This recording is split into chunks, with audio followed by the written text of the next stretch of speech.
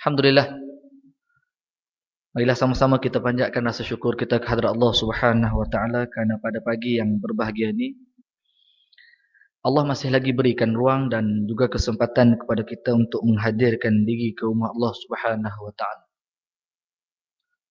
Kita bersyukur kepada Allah Subhanahu wa taala kerana dengan kudrat Allah, dengan iradah Allah serta taufiknya Allah menghendakkan diri kita hadir ke rumah Allah Subhanahu wa taala.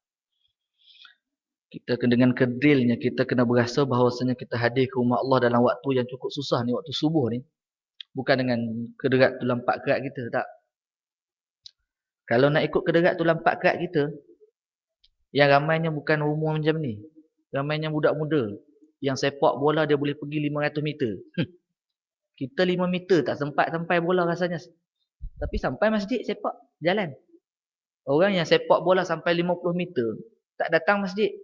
Kuat tu. Tapi kita sepak bola 5 meter pun tak bergerak. Datang masjid, Alhamdulillah. Kalau nak diukurkan tulang 4 kerat kita juga hadirin hadirat muslimin muslimat yang dirahmati Allah sekalian. Yang patut layak ke datang ke surau adalah Stone Cold. Nah, yang tengok Gusti, Van Damme. Apa lagi? Yang kuat-kuat. Tapi tak datang. Yang datangnya, ya Allah, orang lain angkat body naik ke atas, kita turun ke bawah. Sampai. Sebab itu saya nak sebut tuan-tuan dan sekalian, hadirnya kita ke rumah Allah ni bukan kederat kita. Kederat Allah, kudrah Allah, kehendak Allah, iradah Allah dan kuasa Allah. Sebab itu kadang-kadang kita hadir ke rumah Allah SWT ni melakukan ibadah. Tak perlulah rasa bangga, oh orang lain tak bangun lagi, aku bangun. Jangan. Tidak. Allah berikan kudrah, Allah tunjukkan kudrah dan kehendak Allah, taufik yang menggerakkan kita.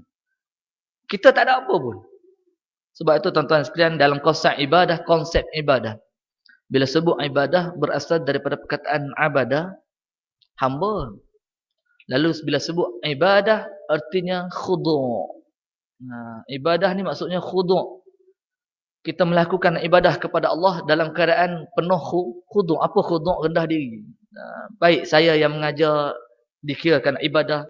Allahu Akbar. Ilmu yang belajar 4-3 tahun, ya Allahu Akbar, cukup sedikit. Tetapi Allah yang memberikan. Kalau nak ikut usaha kita, ya Allah, tak cukup.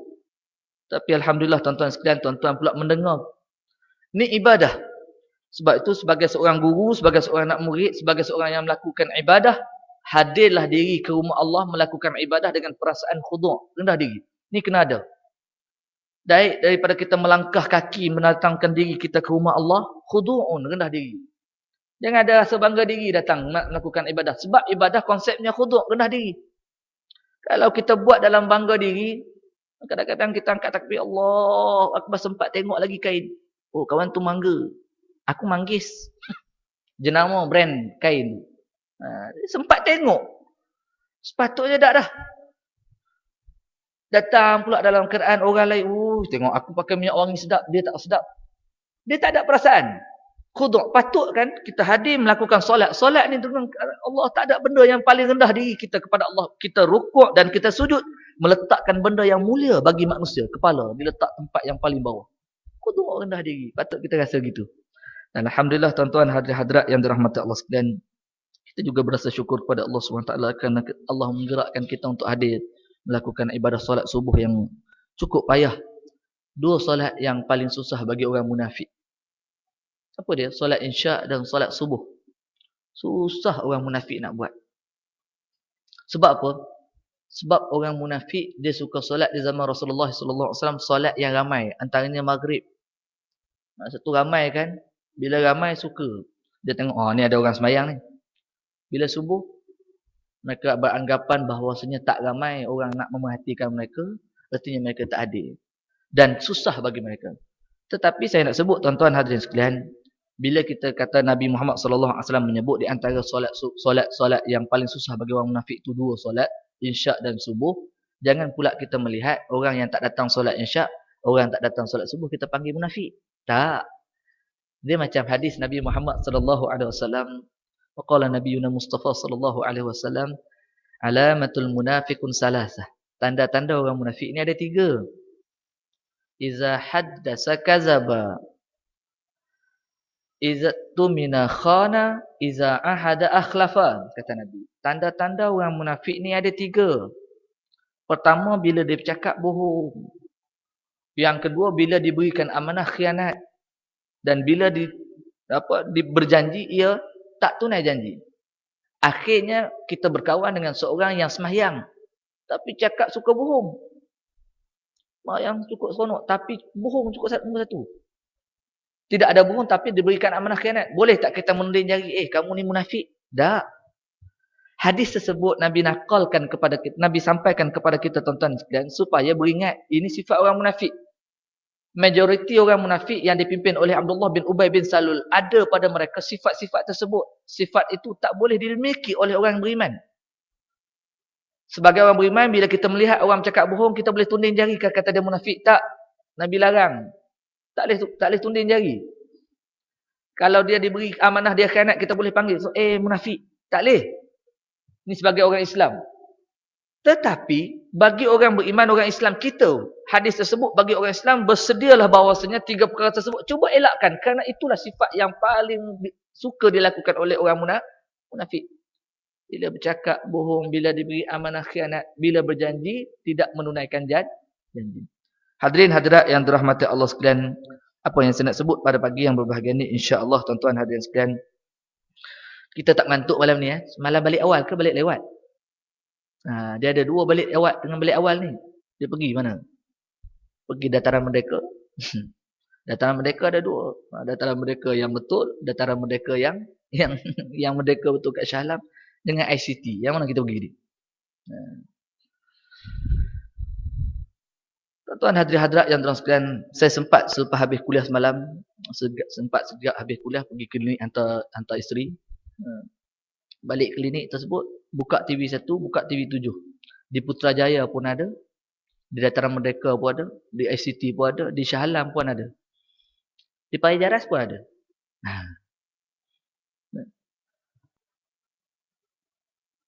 Saya rasa sedih bila melihat ambang-ambang 2013 disambut dengan keadaan begitu.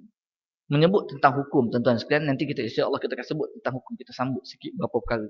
Sebab tuan-tuan sekalian, dalam kehidupan kita pernah saya sebut hari itu, sayati zamanu ala nasi, akan datang satu zaman ke atas manusia, la tutaqul ma'isyatu fihim illa bil ma'siyah.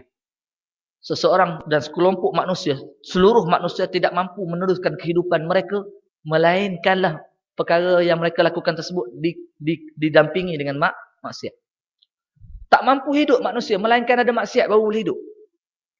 Hatta yakdzibar rajulu wa yahlif. Sehinggalah kamu akan berjumpa dengan seorang lelaki, dia bercakap bohong tetapi dia bersumpah untuk membenarkan kata-katanya. Lalu kata Nabi Muhammad SAW pada saat tersebut, fa'alaikum bil harbi, maka menjadi kewajipan kepada kita sebagai orang yang hidup di zaman tersebut, kena lari. Fa ila aina mahrabi ya Rasulullah? Para sahabat tanya, ya Rasulullah, ke mana kami nak lari? Pada saat tersebut, tuan-tuan hadirin sekalian, Rasulullah jawab dengan mudah, ilallahi wa kitabihi wa sunnat wa ila rasuli wa sunnati. Larilah kamu ke mana? Kepada Allah dan kitabnya, yakni Quran. Kembalilah dan larilah kamu kepada Rasulullah dan juga sunnahnya, yakni kitab Allah dan juga sunnah Rasulullah sallallahu alaihi wasallam.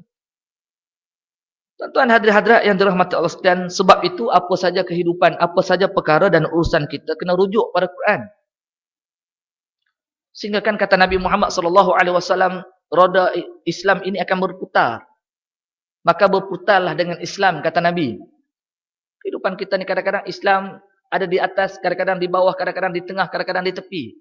Maka bila Islam di mana saja tempat putarannya berada dalam Islam, sama ada apa pun keadaan kita. Lalu kata Nabi Muhammad sallallahu alaihi wasallam, sayaftariqanil Qur'ani wa sultan. Kuasa dan juga Quran akan terpisah zaman tersebut.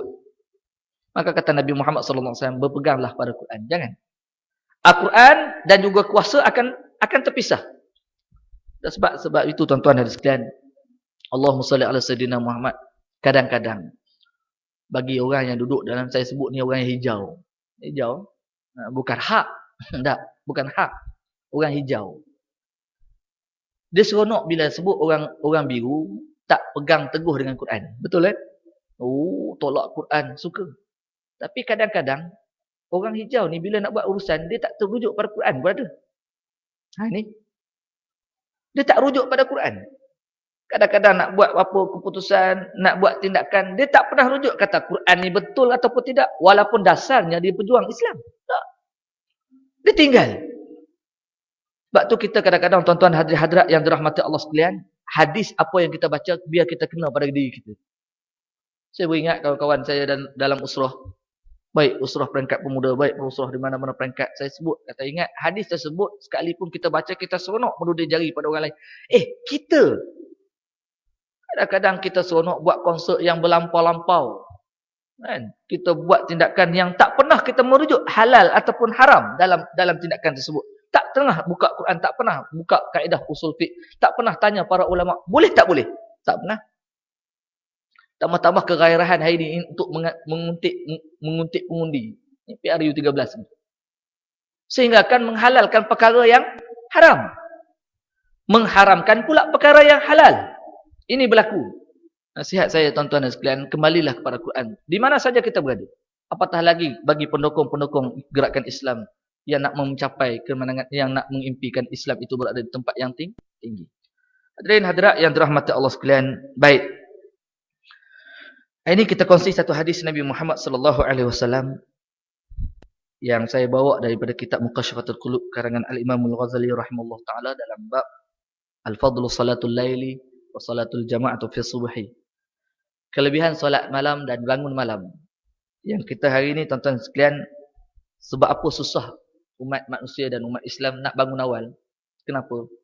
Karena hadis Nabi Muhammad sallallahu alaihi wasallam pernah memberitahu kepada kita, wa minal akhbar Rasulullah sallallahu alaihi wasallam qauluhu nabiyina Mustafa sallallahu alaihi wasallam yuqadu syaitanu ala qafiyati ahadikum idza huwa nama thalathun aqdat yadribu makana kullu aqdatin alayka laylun tawilun farqut fa inna staykhadha wa dzakara Allah ta'ala in halat uqdah wa in tawadda'a in halat uqdah wa in shalla in halat uqdah fa asbaha nashitan tayyibun nafsi wa illa wa asbaha khabithun nafsi kaslan.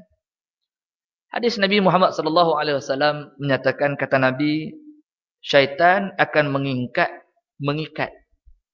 Yang yaqiru syaitanu ala qafiyati ahadikum. Syaitan dia akan belikkan di tengkuk kita ni, tuan-tuan dan sekalian, apabila iza huwa nama, apabila kita tidur, bermula kita tidur, syaitan terus akan belikkan kita dengan salasah, 3 ikatan. 3 belitan.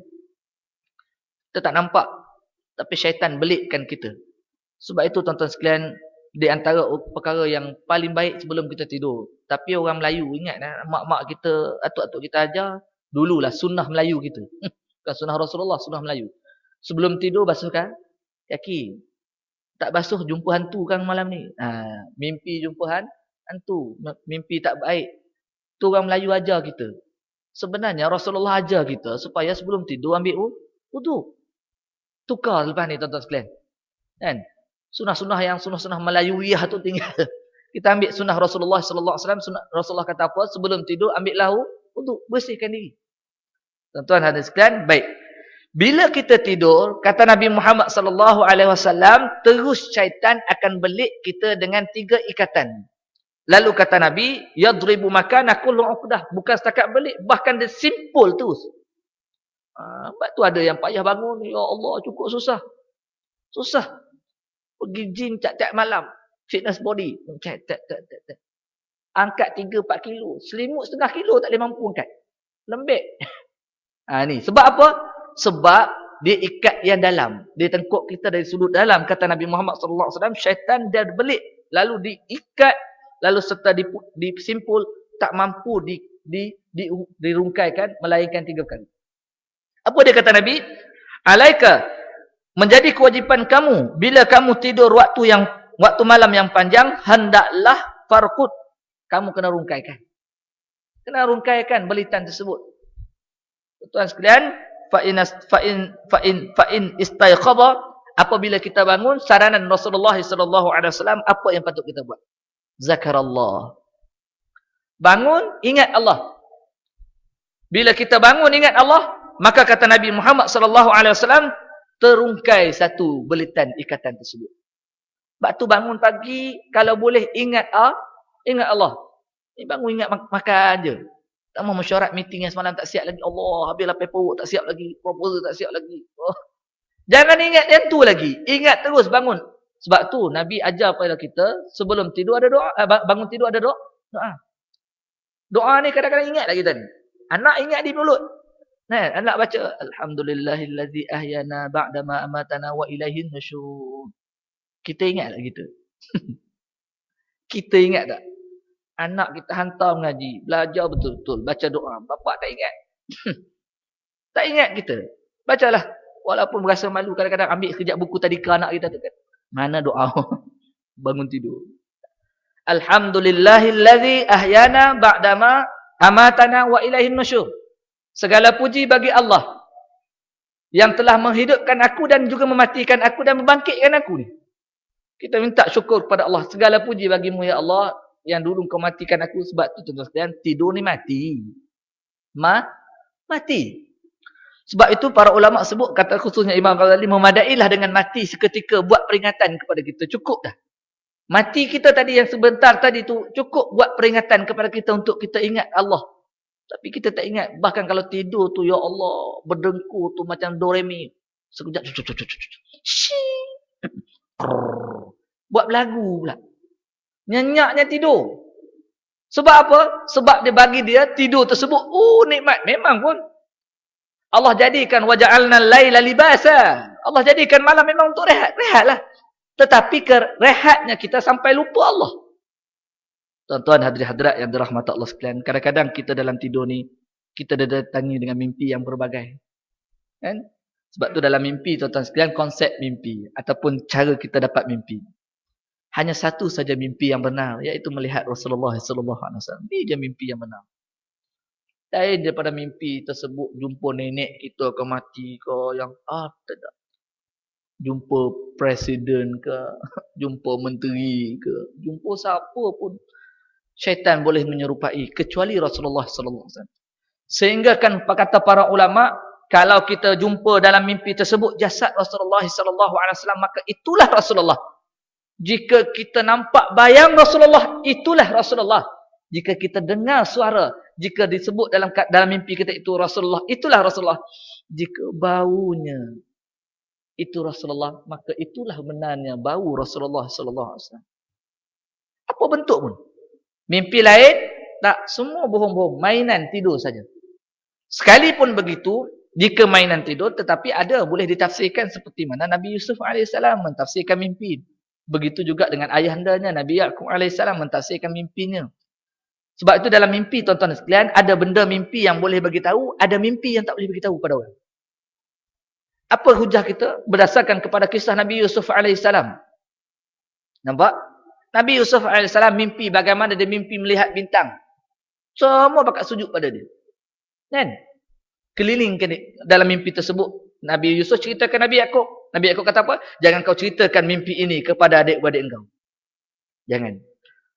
Ada mimpi yang boleh kita beritahu, ada mimpi yang kita tak boleh beritahu.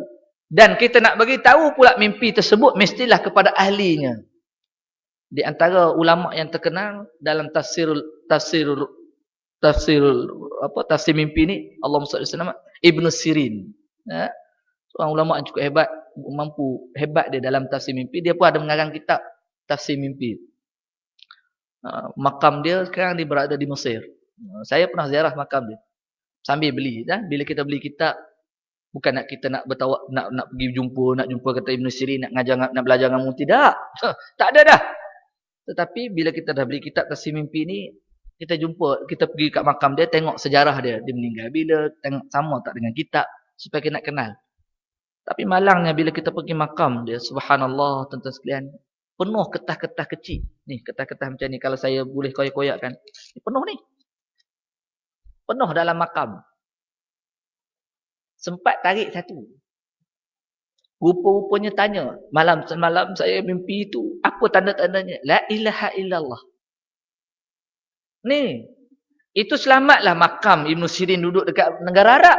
Kalau duduk kat Melayu, habis. Semalam mimpi jumpa Siti Nurhaliza. Apa tanda-tanda je? Sampai. Benda-benda yang subhanallah pelik berlaku. Sebab itu tuan-tuan hadirat-hadirat yang terang sekalian, ada mimpi boleh beritahu dan mimpi tersebut mesti cerita pada ahli. Dan saya sendiri bukan ahli. Ada ahli-ahli dia. Ulama-ulama yang Allah berikan kelebihan kepada mereka untuk tafsir mimpi berikan. Nabi Yusuf AS boleh tafsir mimpi sehingga kan dia berjaya menangkis satu bencana kemarau yang panjang disebabkan mimpi salah seorang daripada mereka, menterinya, beritahu pada dia, akhirnya persediaan dia bersedia. Mimpi boleh menjadi realiti mengikut tafsiran yang betul berdasarkan kepada ahli dia. Dia tak boleh orang biasa. Ini dia tuan-tuan sekalian. Baik, ingat Allah. Maksud ingat Allah ni tuan-tuan sekalian, bangun terus ingat. Allah, Allah. Segala puji bagi Allah. Sebab itu bila dah kita bayangkan dah kita tidur, tiba-tiba mati terus. Ataupun tidur terus. Tidurus. Tadarus baca Quran. Tidurus, tidur terus. Panjang tidur. Tak bergerak. Dalam keadaan dia tak semayang insya Allah. Dalam keadaan baru balik ICT semalam. Mati kita jumpa dengan malaikat. Sebab itu sebelum tidur, di antara perkara yang kena kita buat, mesti taubat pada Allah. Kena taubat. Taubat dengan taubat nasuha. Sebab itu kalau taubat ni ada dua, tuan-tuan sekalian, dosa. Dia berdasarkan kepada dosa kita. Kalau kita dosa tersebut dosa kecil, ya Allah, memadai kita dengan mengambil air semayang. Luruh dosa-dosa kita. Dengan kita bersedekah, dengan kita senyum, dengan kita menyambung silaturahim. Gugur dosa-dosa kecil tersebut, kata Nabi. Ittabi'ul hasanat, attaba'us sayyi'atu hasanah. Tamhuha, kata Nabi. Ikutilah kejahatan dengan melakukan kebaikan, nescaya kebaikan akan menghapuskan kejahatan. Maksudnya kejahatan itu adalah dosa-dosa kecil. Baik, kalau dosa besar, tidak diampunkan melainkan dengan taubat nasuh. Dosa besar ada dua. Sama ada dia berkait erat dengan Allah, sama ada dia berkait erat dengan manusia. Jika dosa tersebut berkait erat dengan Allah, kita angkat tangan mohon ampun kepada Allah dengan taubat nasuh, Allah terima insya-Allah. Tetapi jika dosa tersebut berkait erat dengan manusia, jika tidak ada usaha kita nak memohon maaf, meminta benda itu dihalalkan, maka tergantung kita. Sebab tu tuan-tuan sekalian, sebelum tidur, pertamanya kalau boleh ada salah dengan adik-beradik, ada salah dengan kaum kerabat, ada salah dengan jiran, sudah pasti hari ini mudah buka SMS, Assalamualaikum, saya mohon maaf jika ada salah dan silap. Halalkanlah segala hutang saya. 1 juta takkan nak halal. Kalau RM1 2 boleh. Dia nak buat macam tu. Ni nak ustaz suruh minta halal-halal. Kan 1 juta nak minta halal. 200,000, 10,000 nak minta halal. Kena bayar. Kena bayar. Baik tuan-tuan hadirat-hadirat yang sekalian. Baik. Bila dah tidur begitu, alhamdulillah. Yang kita tadi kalau ada dosa, kita minta maaf pada orang. Kalaulah kita pula, ada orang lain ada buat dosa kita, maafkanlah. Ini baik bagi kita. Baru ni saya pergi hari Ahad yang sudah. Ada satu tempat saya kuliah di Shah Alam 2. Shah Alam dah 2 rupanya. Satu di pusat negeri kita, satu ni. Jauh sekali kat Puncak Alam. Tempat yang paling tinggi kat dunia. Puncak Alam lah. Shah Alam 2 ni tuan-tuan sekalian, ada satu tempat, habis dari kuliah, datang sepasang ibu dan anak. Datang jumpa saya. Tanya tentang satu hukum. Tentang pusaka harta. Bila ibu dah meninggal, akhirnya harta tersebut dibahagikan mengikut miras ataupun faraid. Mengikut faraid, akhirnya si adik si ibu tadi yang jumpa saya ni, dia mendapat tanah. Lain semua dapat barang kemas, dapat harta, dapat yang lain lah, dapat wang, dapat saham dan sebagainya. Akhirnya si adik, rupanya si ibu ni adik bongsu. Memang tabiat orang Melayu. Kan? Rumah pusaka turun kepada siapa? Adik bongsu lah. Tak kira laki perempuan. Itu tabiat kita. Nak ikut faraid, akhirnya adik bongsu dapat rumah. Biasa begitulah tabiat orang Melayu kita. Dalam faraid tak ada pun. Kan? Nak buat pun tak apa, tak buat pun tak apa. Asalkan pembahagian itu betul mengikut faraid. Akhirnya dia kata, Ustaz, dulu bila dah bagikan ikut faraid, akhirnya saya duduk di sini. Saya tinggalkan rumah saya jauh di sana, sewa. 400 bulan, 400 bulan, 400 bulan, 400 bulan, 400 bulan. Bayar. Tiba-tiba datang satu development, datang. untuk bangunkan tanah tersebut. Lalu value market dia adalah 1.2 juta. Tanah tu. Tanah saja. Lot dia.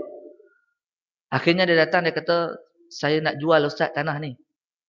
Dengan niat saya, dengan dapat 1.2 juta, saya akan wakafkan sebahagiannya untuk tahfiz, untuk masjid dan rumah-rumah kebajikan yang lain. Bagus, saya kata, baguslah.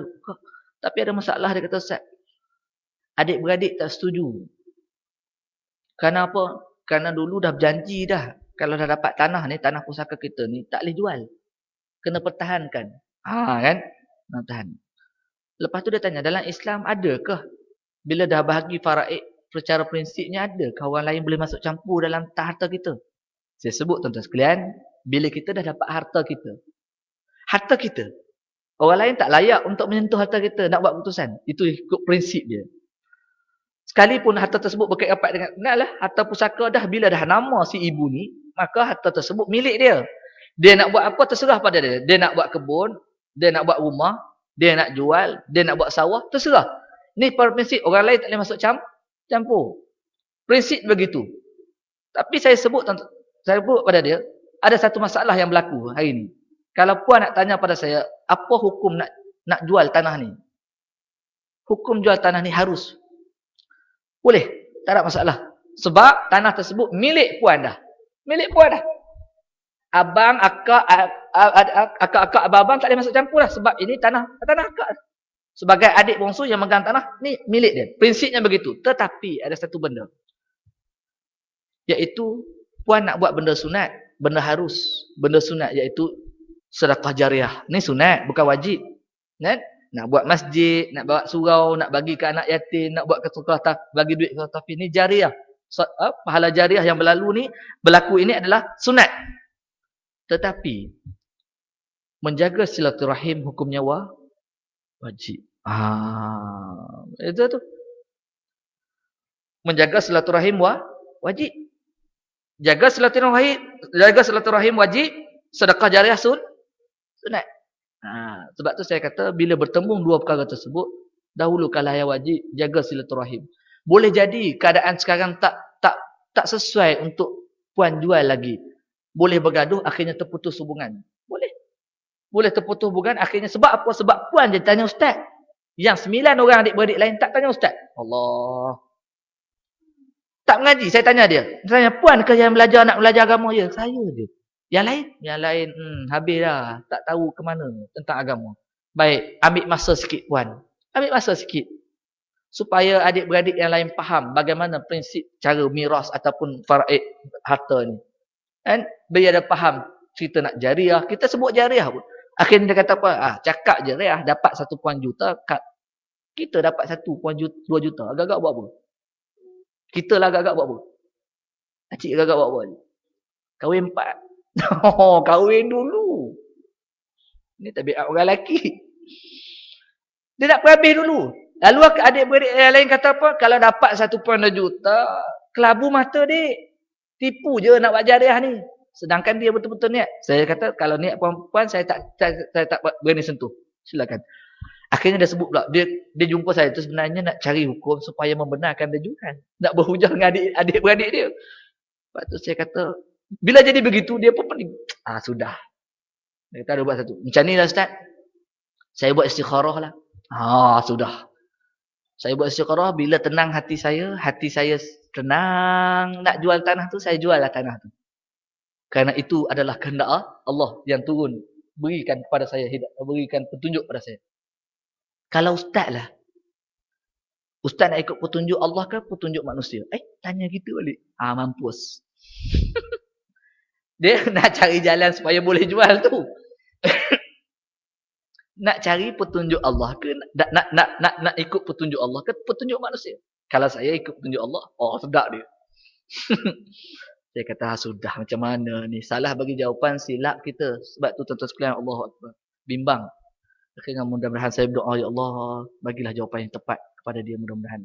Akhirnya dapat jawapan bila kita belajar tentang istikharah. Istikharah dia tak boleh berlaku dalam perkara haram dan wajib.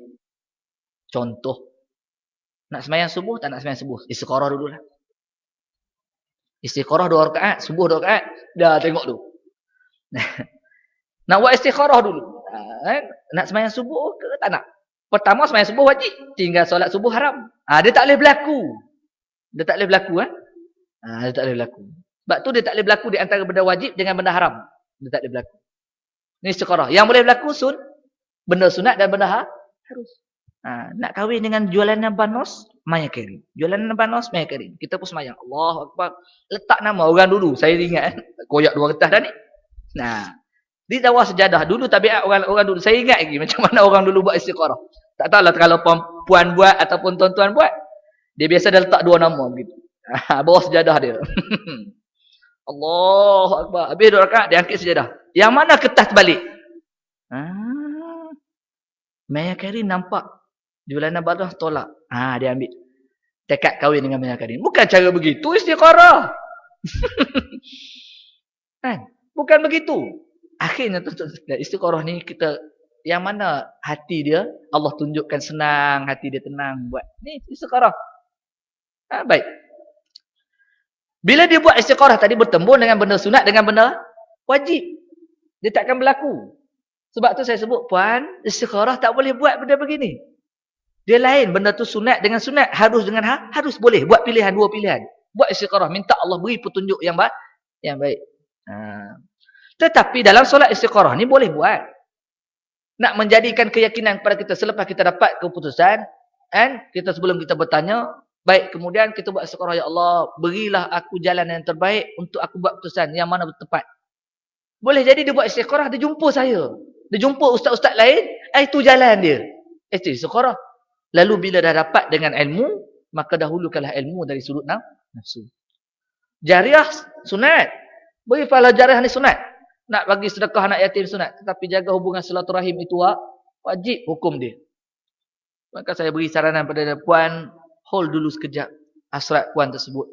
Kerana boleh jadi adik-beradik lain tak faham. Nanti pecah belah. Dia kata apa? Selepas saya buat istikharah, maka saya akan jual tanah tersebut jika Allah tunjukkan. Saya tanggung risiko lah dengan adik-beradik ni. Pandai. Kadang-kadang orang guna akal. Banyak. Ni satu kisah lagi. Bila orang nak berubah jadi baik, memang begitu. Kadang-kadang dia bertindak, kadang-kadang nampak baik. Tapi rupanya salah jalan. Tak baik, tak betul. Sebab tu kita bila orang dah berubah, dah berhijrah ni tuan-tuan sekalian, nak jadi baik, kena dalami ilmu banyak. Supaya tindakan kita tepat dengan apa yang Allah ajarkan kepada kita. Ada satu kisah. Bukan orang lain, sepupu saya. Allahumma salli ala sayyidina Muhammad. Taman Medan. Anda tahu Taman Medan kan?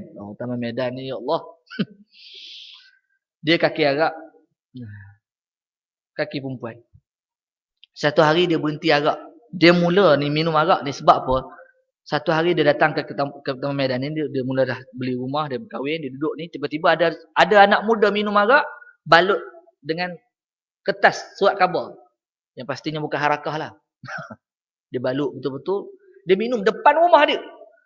Apa yang sepupu saya buat ni? Dia rimbut sampai lembek. Dia kata, binawi betul kau. Dia sebut kataan, dia kata, aku tak pernah sentuh benda ni. Kau boleh minum depan rumah aku. Lembek budak tu, dia pukul. Akhirnya Allah beri kepada dia pula kaki arak. Dia minum arak ni terus bukan berbotol-botol. Dia kata, ya Allah. Berdozen dah dia minum. Subhanallah. Akhirnya dia berubah selepas mana Allah berikan hidayah kepada dia. Dia samsing sungguh. Allah Akbar, dia pergi umrah. Akhirnya berubah di sana. Dia belajar, berubah. Alhamdulillah sampai sekarang dia tinggalkan arak dengan cukup mudah. Suka. Satu benda. Ni orang berubah.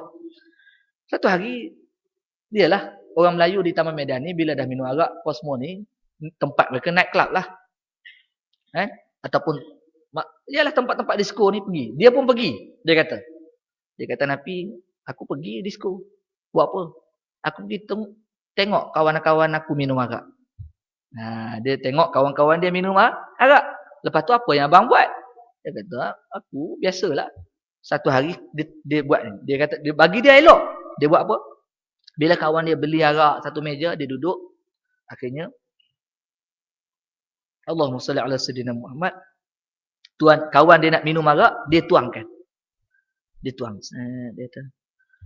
Bila kawan dia nak minum, dia sentak. Dia pegang ni. Kejap mat. Bacalah bismillah. Dia kata. Kawan dia cakap, kau gila ke apa? Arak ni kan kotor. Mana boleh baca bismillah? Oh, tahu kau. Dia kata. Bagi akal kita, bagus juga si kawan ni. Dia punya dakwah kan. Dia kata, jangan minum lagi, baca bismillah. Kawan ni jawab, kau ni gila ke apa? Arak ni kan kotor. Najis. Takkan nak baca bismillah? Bismillahirrahmanirrahim. Mabuk. Boleh tak? Tak boleh. Lepas tu kawan ni cakap, kau pun tahu najis arak ni kotor kan? Dia kata. Bagus cara dia kita tengok kan? Bagus tak? Bagus. Tapi salah dari syariat. Salah dari sudut apa? Nabi Muhammad sallallahu alaihi wasallam sebut, kita tidak dibenarkan duduk di majlis yang adanya arak. Tak boleh duduk. Yang duduk semeja ada arak, tak boleh. Sebab tu tuan-tuan ada jemput even mana-mana ke jemputan pergi ke majlis perasmian apa pun sekalipun kalau ada arak tak boleh duduk, hukumnya haram. Haram. Jemputan yang ada maksiat, hukumnya haram. Sebab tu kalau kita buka balik dalam fatwa muasarah, Dr. Yusuf Qadawi berkait rapat dengan jiran. Jiran yang jemput kita ke walimatul urus. Atau kenuri lah. Bila kenuri tersebut ada maksiat, yang maksiat tersebut tak mampu kita halang, hukumnya tak boleh pergi. Sekalipun ijabatul dakwah ni, menerima jemputan ni, bukannya wajib. Bukannya wajib. Walaupun hakul muslim ala muslim ni, hak orang Islam terhadap orang Islam, ijma' para ummah mengatakan, menerima jemputan bukan wajib. Ni anak wajibnya tu nak jaga hubungan silaturahim tu. Tiba-tiba majlis kita kenuri tersebut ada maksiat yang tak mampu kita halang, hukumnya kita tak boleh pergi. Sebab tu tuan-tuan sekalian nak buat majlis kenuri kita jangan buat maksiat. Bila orang tak datang, tiba-tiba hari ni ramai orang dah berhijrah. Orang dah mula belajar. Orang dah sayang Islam. Orang dah cinta ilmu Allah. Orang dah nak mula cinta syurga. Orang dah takut neraka. Tiba-tiba dalam keadaan begitu, kita buat majlis, tiba-tiba dengan maksiat, bila tak datang, jaga kau tak datang rumah aku itu kan. Kalau orang kampung biasa buat itu. Tapi kampung saya tuan-tuan sekalian, saya bagi warning lah. Tuan-tuan buat karaoke, tak datang saya. Saya tak datang. Tapi, minta maaf. Dia orang tak kata apa dah. Malu je lepas tu. Surau pun tak datang terus. Dia kata tu dia lah. Esok nak buat majlis, jangan buat benda-benda yang tak baik. Menari, joget lambak lah, apalah. Kan? Kalau yang comel-comel tak apa. Udah, tondram belaka menari. Kan? Muntah tengok. Kan? Allahu Akbar. Akhirnya, perkara tersebut, di guideline yang ulama letak dan Islam letak, kalaulah ada maksiat yang tak mampu kita halang, jangan tinggal. Jangan kita pergi. ICT masih ada malam. Siapa yang pergi? Ya Allah ya Rasulullah. Dengan tariannya, dengan nyanyinya, ya Rabbi. Di dataran mereka bawa 56 ratu pelancong. Ratu. Ajalah. Bertanding di Malaysia selama 2 minggu. Kita jadi tuan rumah. Jemput mereka datang, kita pergi. Tengok belaka. Tok Imam, saya nampak semalam naik kursi roda ada seorang pakai tongkok. Baju hitam. Perasan tak siapa tu? Tok guru silat tu. Pakai songkok, duduk majlis menari-menari. Ada bai'ah tu. La ilaha illallah. Dia tak faham. Hassan al-Banna pun pergi disko. Dia kata. Hassan al-Banna masuk disko bukan menari. Hassan al-Banna masuk disko, dia pergi sentuh orang yang nak berubah ni, ajak. Tengok apa tu ajak berubah. Kita ada tak sebut berubah? Tak. Ni tuan-tuan sekalian. Baik. Dia mula dah tu. Dah sebab hari ini tuan-tuan sekalian, Allah saya bimbang. Nabi Muhammad sallallahu alaihi wasallam pernah menyebut, halifni syabab wa khalifni syuyukh. Para pemuda lah yang banyak bantu Islam dan orang tua lah yang banyak menyesat dan juga melawan Islam. Ini kata Nabi, betul sejarah Nabi. Zaman di Mekah, tengok 13 tahun Nabi duduk, siapa yang bawa Islam? Yang lebih daripada 300 orang tu. Kebanyakan majoritinya orang muda ke orang tu? Orang muda. Ali, Arqam bin Arqam, Mu'az bin Jabal, la ilaha illallah, semua anak muda. Abu Bakar, Osman, semua anak muda. Yang tua-tua Abu Jahal, yang tua-tua Abi Lahab, yang tua-tua semua lawan Nabi. Saya nak sebutnya sebab apa saya sebut ni, halif ni syabab yang bantu Islam banyak anak muda, yang lawan Islam banyak orang tua. Sebab itu musuh hari ini nak menjatuhkan, nak melambatkan kebangkitan Islam, dia rosakkan anak muda. Tuan-tuan boleh seronok tengok sekejap. Tapi bayangkan kalau anak kita berada di majlis tersebut. Seronok tak? La ilaha illallah. Sudah pasti kita tidak akan seronok. Bagaimana masa depan anak muda yang kita nak lahir pandai menari je. Sampai duduk dalam parlimen menari. Duduk parlimen.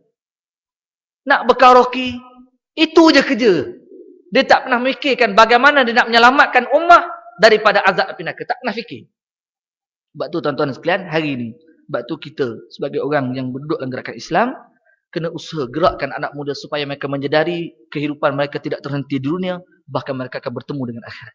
Sediakan mereka dengan ilmu, sediakan mereka dengan kefahaman Islam yang baik. Tuan-tuan hadirin-hadirat yang dirahmati Allah sekalian. Ini berkait apa dengan 2000. Kita berasa lega lah bila filem yang dikeluarkan 2012 kan. Pada tarikh 21/12 tahun 2012. Tanda kiamat, tarikh kiamat lah dalam filem tersebut. Oh, saya baru tengok filem tu tuan-tuan. Baru di dalam TV3 ke TV2. Baru rupa-rupanya Presiden Amerika dah tahu awal lah dia kata. Persiapan mereka adalah menyediakan kapal untuk diangkut orang-orang yang tertentu supaya nak lari pada kiamat. Nak mampus betul kefahaman macam ni. Persediaan kita untuk kiamat bukan begitu. Bukan bersediakan kapal nak hidup di atas lawan. Dah alam akan binasa. Apa maksud alam? Alam ma siwallah. Kullu ma siwallah. Apa sahaja selain pada Allah itu alam. Artinya yang akan binasa semuanya nanti. Kecuali Allah saja. Awak naik ke langit, naik ke bulan, naik ke meri, naik ke mana pun, naik ke matahari, naik ke bulan, naik ke apa tempat sekalipun tak akan selamat. Karena itu namanya alam. Ya Allah kata, "Idza zulzilatil ardu zilzalaha wa akhrajatil ardu asqalaha wa qala al-insanu ma laha." Yauma idzin tuhaddisu akhbaraha bi anna rabbaka awhalaha yauma idzin yasdurun nasu ashtatan liyuraw a'malahum. Allah dah gambarkan dalam surah ini tersebut. Apabila berlaku gegaran yang besar. Idza zulzilatil ardu zilzalaha. Gegaran. Sebab tu tanda-tanda kiamat ni tuan-tuan sekalian, di antaranya adalah gegaran. Ni tanah runtuh pula baru ni. Habis rumah orang-orang besar. Biasa orang besar-besar ni kan rumah dia semua atas-atas kan. Rumah ni semua bawah-bawah. Macam bangunan lah. Lagi tinggi pangkat, lagi tinggi tempat duduk dia. Yang bawah ni biasa je. Dia tak tahu yang nak runtuh ni, yang nak selamat di bawah. Yang atas tak selamat. Sebab itu tuan-tuan hadirat yang dirahmati Allah sekalian, zilzal. Pada saat tersebut, manusia terpinga-pinga mencari apa ni. Dia tanya pula, apa yang berlaku ni? Bumi akan menjawab. Ini dia. Kiamat telah datang. Sebab itu tuan-tuan dan sekalian, kesibukan kita mencari tarikh yang tepat untuk kiamat. La ya'lamuha illallah. Tak ada siapa pun yang mengetahui sehingga kan Rasulullah tak tahu. Allah saja yang tak tahu tentang tentang kiamat ni bila berlaku. Kan Nabi Muhammad sallallahu alaihi wasallam ada satu kisah yang diriwayatkan oleh yang Anas bin Malik radhiyallahu anhu. Kata Rasulullah kata Anas, anna rajulan sa'ala Rasulullah sallallahu alaihi wasallam, seorang lelaki tersebut Arab Badawi. Orang Arab Badawi ni macam orang asli lah tuan-tuan sekalian. Kan? Duduk di pendalaman, datang jumpa dengan Nabi bila dah masuk Islam, lalu tanya Nabi, sa'ala Rasulullah sallallahu alaihi wasallam, mata sa'ah? Bila berlaku kiamat? Dia tanya, bila kiamat ya Rasulullah? Lalu apa Rasulullah jawab? Ma'addattalaha. Wahai orang Arab Badawi, yang kamu tanya bila nak kiamat ni, apa persediaan kamu untuk bertemu dengan kiamat? Illa anni ahabballahi wa rasul. Aku tak sediakan apa pun. Semayang aku tak banyak, artinya semayang sunat tak banyak. Puasa aku tak banyak, puasa sunat dia tak banyak. Bangun malam pun tak banyak. Tuan-tuan sekalian, katanya aku hanya ada satu. Aku cinta Allah dan Rasul. Lalu Rasulullah jawab apa? Anta ma'a man ahbabta. Kamu akan bersama dengan siapa yang kamu kasih. Sebab itu hari ni kalau kita kasih dengan Stacy berjerit, ni AJL dekat dah ni kan. Apa lagi? Suka dengan artis. Tengoklah bangkit dari kiamat nanti sebelah kita apa? Stacy lah. Nah, padanku. Kalau kita cinta dengan ulama, yang akan bangkit dengan sebelah kita ulama. Enta ma'aman ahbabta, kata Nabi. Kamu akan bersama dengan siapa yang kamu kasih. Siapa yang kita sayang? Kita sayang kepada orang perjuangkan Islam, kita akan bangkit dengan orang yang akan memperjuangkan Islam. Jika kita sayang kepada orang yang menentang Islam, kita akan bangkit dengan siapa yang akan menentang Islam. Ini sabda Nabi Rasulullah SAW. Lalu kata Anas, tidak ada hadis yang paling aku rasa gembira, iaitu melainkan hadis ini. Sebab apa kata para sahabat tanya, kenapa wahai Anas? Kerana aku cinta Allah, aku cinta Abu Bakar, aku cinta Rasul, aku cinta Umar. Aku cinta Osman, aku cinta Ali, cinta sahabat. Maka aku cinta tersebut seolah-olah memberikan jaminan kepada aku untuk masuk kepada syurga Allah Subhanahu Wa Taala, dan aku akan bersama dengan mereka. Sebab itu tuan-tuan hadirin sekalian, dalam majlis-majlis, kalau kita lah ada dalam majlis ilmu begini, sayangilah kita. Sifat orang beriman, ruhama'u bainahum, berkasih sayang. Dengan yang lain, yang tak suka majlis ilmu, bila kita berkawan, walaupun tidak berperangai dengan mereka, paling tidak secebis sedikit ada. Sikit-sikit perangai. Ada. Sebab tu kadang-kadang kita ni suka cakap tentang syurga neraka, tiba-tiba ada orang mengumpat datang. Kan? Seorang je orang mengumpat datang. Tengah-tengah kita sebut ni Nabi, tadi Ustaz Nabi sebut tentang bangun malam ni, apa semua ni. Cerita tentang berapa perkara yang kita kena buat. Lepas tu kata, teruk lah rumah kawan tu, kereta dia. Tak belagang ni. Sekejap je, lepas tu tengok. Tapi bila kita jadi orang masjid, orang yang dengar kuliah, duduk dengan satu kelompok orang mengumpat. Cuba kita sebut tentang syurga neraka, agak-agak layan tak dia? Tak jadi. Akhirnya kita pun, betul juga. Sama naik. Ini sebab tu tuan-tuan sekalian. Baik, yang kedua kata Nabi Muhammad SAW dalam ni, bila dah kita ingat Allah, fa in tawaddaa in halat 'uqdah. Kata Nabi, bila dah kita ambil wudu, dah ingat Allah, baca doa alhamdulillahillazi ahyana ba'da ma amatana wa ilaihin nusyur. Baca doa dan ingat Allah, subhanallah, bersyukur di atas nikmat yang Allah berikan, hidupkan aku selepas kau matikan seketika. Subhanallah. Pada saat tersebut terus kita ambil wudu. Ambil wudu. Bersihkan diri kita. Jika perlu mandi, mandi. Jangan ambil wudu, tak mandi. Yang perlu mandi, tak mandi, ambil wudu. Tak boleh lah. Maksudnya hadis tersebut, yang perlu mandi, mandi. Fahamlah kan? Yang perlu mandi, mandi. Mandi dulu. Lepas tu, berwuduk lah kita. Berwuduk, ahsin wudu. Perelokkan wuduk kita. InsyaAllah kata Nabi, in halat uqdah. Akan terlelai. Hilang pula satu lagi ikatan yang dibelit oleh syaitan. Dua dah hilang. Lalu yang terakhir kata Nabi Muhammad SAW, fa in shalla in halat uqdah. Bila kita dah ambil wudu, kemudian kita solat. Lalu kata Nabi, akan terungkai pula ikatan yang ketiga, bangun pada saat tersebut, fa asbaha nasyita. Kita akan bangun dalam keadaan rasa rajin, tayyibun nafsi, jiwa kita akan baik, dan pada saat tersebut kata Nabi Muhammad SAW, subhanallah, kerajinan kita nak bekerja. Contoh hari ni orang masuk dalam pejabat, kerja malas. Sebab apa? Confirm. Cuba tengok. Mayang tak semayang subuh tu. Malas, mengantuk je. Masuk mesyuarat pun terhengguk-sengguk. Ngatik. La ilaha illallah. La ilaha illallah. Bunyi tidak? Hati. Meeting banyak beratik. Rupanya mengantuk. Tanya dia, semayang tak? Tak, semayang subuh tak. Akhirnya malas. Jadi malas. Illa wa asbahal khabisun nafsi, kata Nabi, kecuali tetapi bila dah dia tak bangun sembahyang, dia tak bersihkan diri dia dengan wudu, dia tidak ingat Allah, lalu seseorang itu akan bangkit pada waktu paginya dalam keadaan buruk jiwanya dan juga kaslan, malas. Malas. Sebab tu anak-anak, tuan-tuan dan sekalian, anak-anak. Ini saya risau hari ni budaya kita. Ibu-ibu muda ataupun ibu-ibu tua ataupun hari ini. Orang-orang dulu pun kadang-kadang ajar juga. Salah silap didikan kita, kita kejut anak kita untuk pergi solat, pergi sekolah. Nak bangun nak sekolah nak, betul kan? Nak bangun nak sekolah nak. Akhirnya waktu sekolah je bangun, waktu tak sekolah dia tak bangun. Ayah hari ni kan hari Ahad, cuti. Tak bangun dia. Sebab kita ajar dia supaya bangun sekolah. Cuba ajar nak bangun semayang. Kena ajar tuan-tuan sekalian. Sejak umurnya 7 tahun, kalau nak ajar daripada kecil pun ajarlah, tak ada masalah. Boleh ajar. Subhanallah, Allahumma salli ala sayyidina Muhammad. Kena ajar supaya anak tersebut faham dengan didikan agama kita, insya-Allah. Tuan-tuan hadirin sekalian. Baik. Tadi saya janjikan tentang beberapa hukum berkait rapat dengan tahun baru. Boleh tak kita sambut tahun baru 2013? Bincang para ulama. Ada ulama yang pada asasnya mengharamkan kita menyambut tahun baru 2013. Ada para ulama longgarkan, membenarkan tetapi bersyarat.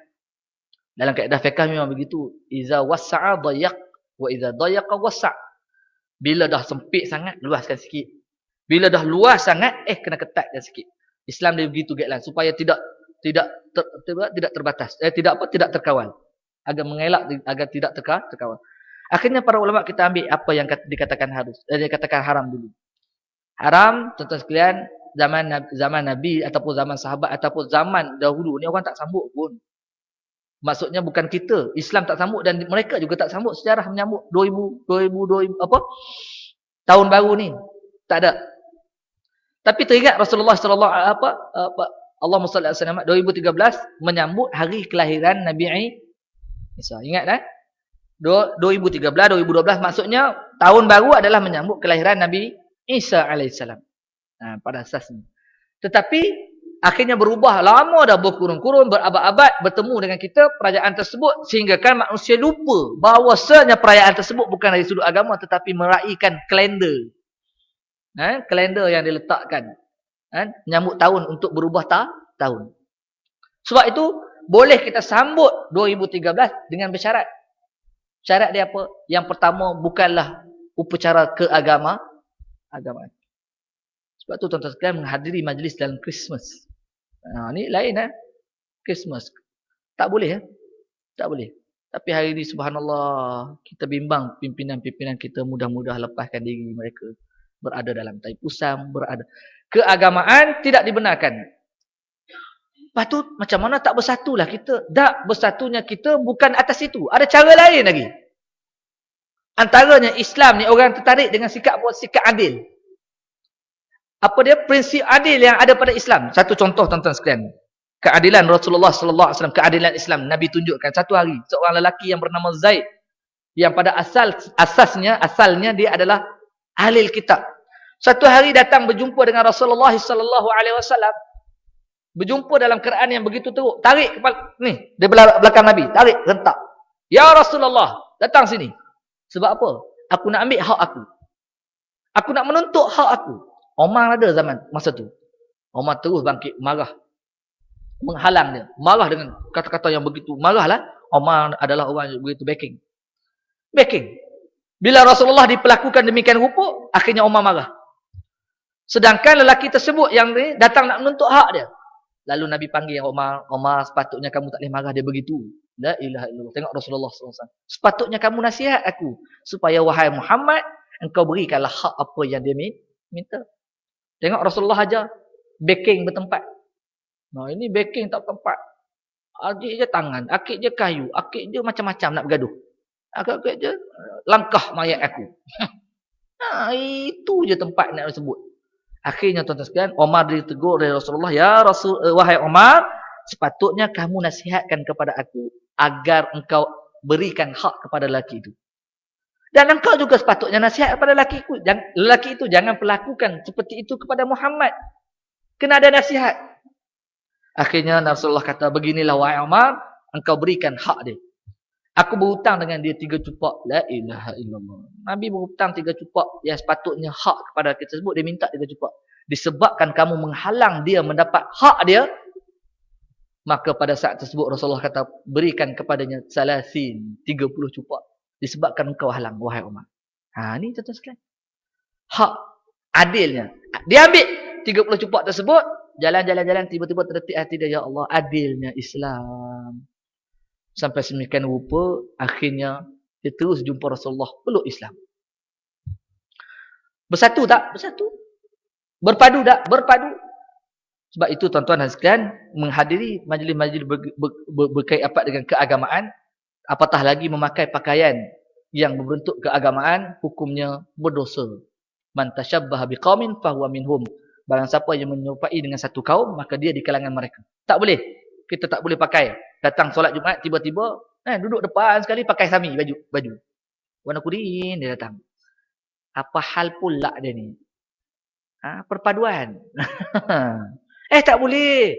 Ada guideline dia, ada prinsip dia, ada cara dia. Tak boleh berpakaian dengan pakaian-pakaian sedemikian rupa, berbentuk menghadiri majlis berbentuk keagamaan. Macam contohnya saudara kita, jiran kita meninggal. Cina baik, India baik. Boleh tak kita ziarah? Boleh. Jangan buat tahlil pula. Ila hadratin Nabi Sayyidina Muhammad sallallahu alaihi wasallam. Tidak buat tahlil, pergi pegang colok buat itu. Tak boleh. Pergi just ucap takziah. Takziahlah dengan atas kematian. Cukuplah. Untuk ziarah sebagai hak Muslim terhadap jiran dia. Boleh. Tetapi ada batas. Ini dia Islam buat. Allah uniknya. Bila tunjuk begitu, sudah menarik hati umat Islam, umat non-Muslim terhadap Islam. Tidak semestinya kita masuk ke dalam agama dia. Tidak berpakaian dengan keagamaan dia. Tidak. Yang kedua, bila kita nak buat majlis 2013 ni, guideline dia yang pertama, mestilah tidak ada bentuk upacara keagamaan. Kita bimbang, kita ambil yang Allah sebut dalam Quran, hilang keyakinan kita terhadap agama. Al-yawma akmaltu lakum dinakum wa atmamtu alaikum ni'mati wa raditu lakumul Islam dinan. Hari ini aku sempurnakan. Agama yang Allah redha hanya Islam, satu. Nak menafikan, tak boleh. Kita sebagai orang Islam, teguh. Tidak ada agama lain selain daripada Islam. Yang kedua, mestilah bersyarat kita nak buat majlis tersebut, Allahumma salli ala Sayyidina Muhammad, majlis tersebut tidak ada pergaulan, percampuran laki dan perempuan. Allahu Akbar. Yang boleh menyebabkan, satu, saya ingat tahun sudah 2011, saya pergi ke Dataran Merdeka Shah Alam.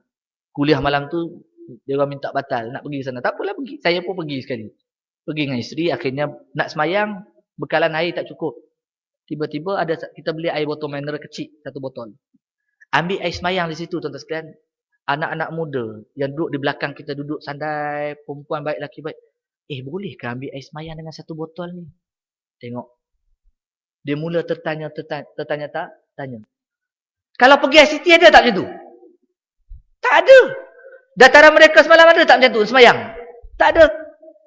Sebab itu tuan-tuan sekalian, bila kita tunjuk dengan cara yang baik, kuduah yang baik, akhirnya bila mereka tanya, saya pergi sentuh dia orang, dia kata, nak adik, sebenarnya kalau kita nak ambil air wuduk, bila air tu mutlak bersih, satu bekas botol tu pun boleh ambil. Jangan jadi air mustakmal. Cerita dekat dia, macam tu ke, mudahnya semayang, dia kata. Lepas tu ni nak semayang kat mana ni, sejadah tak ada. Tanya. Saya ingat, jadi biasa, benda tu orang sebut saja-saja, tak, betul-betul depan kita. Sebut, sejadah tak ada, nak semayang macam mana? Kita kata, ya Allah. Nabi sebut, bumi Allah ini kata, kelebihan yang Allah berikan kepada umat Nabi Muhammad yang tidak diberikan kepada umat yang terdahulu. Bumi Allah ini semuanya taharah. Boleh dijadikan masjid. Boleh, di mana tempat? Kecuali tempat itu bersih. Boleh semayang. Di mana-mana saja. Tanpa sejadah pun boleh. Kecuali tidak, kalaulah ada najis, tak boleh lah. Kena bersih daripada najis, sama ada pakaian dan juga tempat. Kalau tak suci, silakan. Ini tuan-tuan hadirat yang dirahmatkan. Yang ketiga, syaratnya mestilah tuan-tuan sekalian, tidak ada nyanyian-nyanyian perkara-perkara yang lara. Allah, bila sebut syarat tu tuan-tuan sekalian, Allah ni ulama sebut syarat-syarat yang patut letak. Akhirnya apa yang berlaku hari ni, sepatutnya lah ustaz salah seorang yang pernah ukhuwah sebut, jemput dulu kan. Nama dia apa? Nama kitab tu Fathul Bari tu. Patut ada jawapan dah ni. Tak ada lagi jawapan, senyap je. Pernah datang sini kan dulu forum kan. Patut ada jawapan dah. Dia tak ada jawapan, senyap dia. Inilah ulama yang disebutkan takut nak sebut kebenaran. Takut nak sebut kebenaran. Yang halal tu, yang haram, tak boleh sebut, nanti kan dia panggil ulama rice cooker. Ulama periuk nasi. Sepatutnya tak payah pakai kupiah, tak payah pakai depan. Pakai periuk, tak. Senang orang nak cam. Payah sangat. Ni jadi kalau pakai serban, kadang-kadang serban lebih besar pada ustaz yang fakih yang hebat ni. Dah senang pakai, letak periuk nasi, rice cooker. Apa? Panasonic. Letak. Tu kenapa tu? Tu ulama rice cooker. Senang macam. Ini tidak berselindung di sebalik pakaian dan juga keilmuan yang tidak menentu arah ke mana dia nak tuju.